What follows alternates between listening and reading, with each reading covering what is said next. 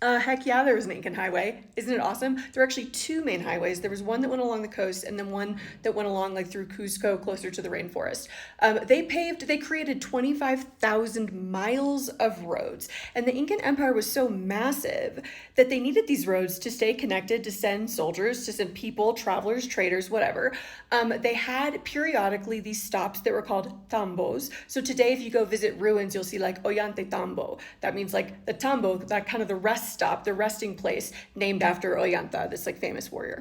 But you know who else was also going along those highways constantly, running, were the Incan messengers. They had this perfect system of Incan runners who could deliver messages from tambo to tambo all across the empire super fast. You have to think about that in all of the pre-Columbian Americas, they really don't have a lot of very useful beasts of burden, right? Back in Afro-Eurasia, they have horses, they have oxen, cows, yaks, maybe, I don't know, whatever.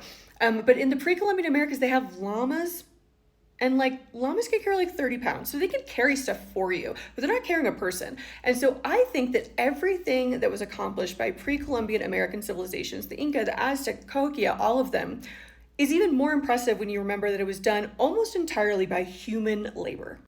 They had these special Incan runners that were trained from an early age to be both very strong, very fast, have good endurance, and a really good memory. And basically, they would like sprint their relay, their section of this relay, carrying a message, an oral message with them. These Incan runners carried a few things with them. They carried coca leaves to like stay awake and stay energized. They carried a conch shell to like alert the next runner that like, hey, get ready, start stretching because I'm getting close. And they also would carry quipu, which was kind of the accounting system of the Inca. It was knots in rope that could deliver information about like population of this city or amount of crops that were yielded by this place or students at the university, whatever. But they don't have a writing system. The Inca never developed a writing system. And so all of this is communicated through oral messages. So they have to have an incredibly good memory. And also, it was very illegal to lie. If it was found that anyone in the empire, but especially an Incan messenger, lied, like changed one of the messages,